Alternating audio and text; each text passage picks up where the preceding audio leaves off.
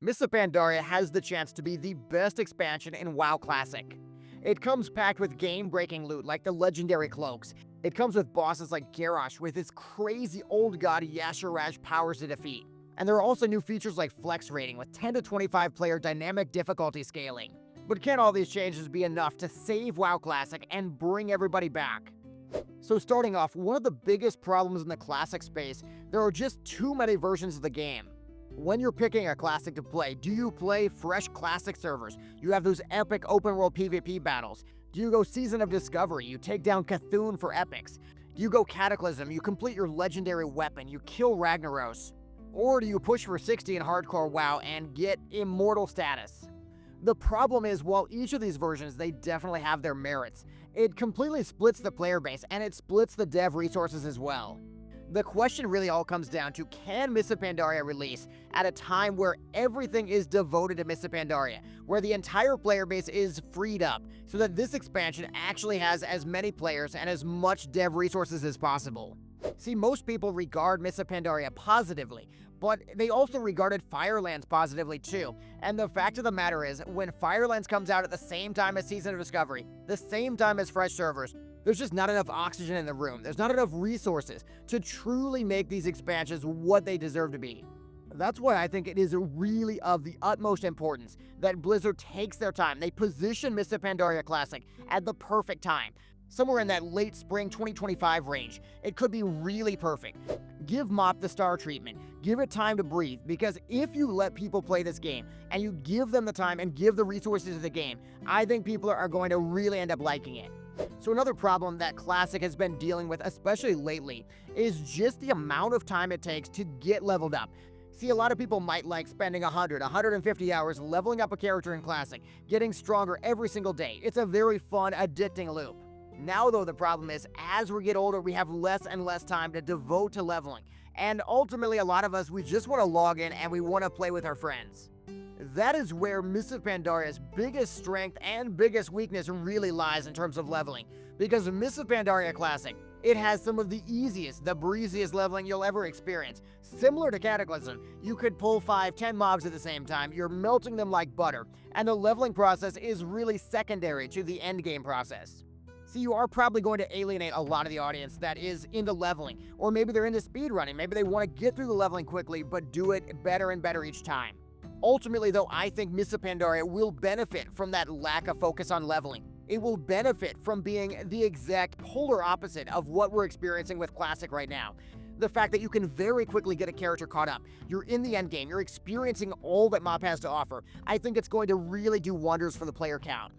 So people won't have any problem getting max level in MOP, but what about the raiding scene? See, a really big problem in Classic lately has been the raid difficulty. I'm not just talking about the fact that some of the bosses in Classic, they just fall over, they don't really have any mechanics. And yes, MOP does fix that with some of the coolest fights in WoW, like the Garrosh fight, the Lei Shen fight with the lightning, and all the crazy group coordination. The bigger problem though is that it is really impossible to balance around, say, 25 players or 40 players, at least in Classic, where it seems like the consistency week to week is just not there. Some people won't show up to the raid each week, or maybe there's too many players one week and you have to drop some people, and that's always not very fun to do. The big solution in Mists of Pandaria, this was really revolutionary, was the idea of flex rating. The system is so successful, you still see it even in retail today. The idea that the bosses, they dynamically scale, and not just the bosses, we're talking world bosses as well, dynamically scaling with health and damage as well, so that if you have 10 players, it scales down. If you have 25 players, it scales up. That means you could literally bring any number of players between 10 and 25, and you're still going to have a very good raiding experience. Of course, there's a negative side to that too, where very sweaty groups, they'll start kicking people the second they see them underperforming, because it really does make the raid easier. But ultimately, flex rating has done a very good thing for the raiding scene. Talking about the raiding scene as well, one of the biggest things I've seen plaguing Classic lately, it is the concept of raid logging. See, Classic players, they know exactly how the game works. They know everything to expect. So a lot of people, they've kind of drifted towards just focusing on raid logging. They don't do a lot of open world farming. They don't do a lot of activities like open world PvP. They're just kind of locked into doing Molten Core or doing AQ, whatever the raid is. Some of my favorite parts about Classic, especially that 2019 Classic, there was so much open world stuff going on, and I think that's kind of dying out a little bit, which makes me a little disappointed. The good news is Mists of Pandaria really went hard on trying to fix this problem. It is heavily designed around things that really try to keep you engaged in between the raids. For example, it's got pet battles, over 100 unique pets to collect, different pros, different cons to every pet. You can level up the pets, you're getting achievements. The activities don't stop though, because later on we get Timeless Isle, one of the best received pieces of content ever for gearing up. Instead of a typical daily area with all these daily chores to knock off and complete, it's completely at your own pace. You kill rares, you complete events, you collect currency, you spend it on epic trinkets, epic items. It is fantastic. So talking about those epic trinkets, those epic items, one of the biggest benefits of Mists of Pandaria is that the gearing system, it just isn't linear. See, in Classic Era right now on my level 60 hardcore character, I know exactly which items I need to acquire, and I know exactly where I'm going to get them to. It is certainly a fun process, it's something I'm really enjoying, but it is also tedious and extremely time-consuming, and especially the fact that you always need to get tanks and healers as well. Luckily, Mists of Pandaria, it really does try to innovate in terms of gear. On top of the legendary cloak, every single player gets to work towards that. It is very cool. We've also got all these other ideas like scenarios, for example. They're short 3-player dungeons, they're role-less, means you don't have to bring a healer, you don't have to bring a tank, you don't have to sit around all day. The scenarios were definitely very well received, but of course we've also got dungeons and heroics to spam too, so don't worry about that either.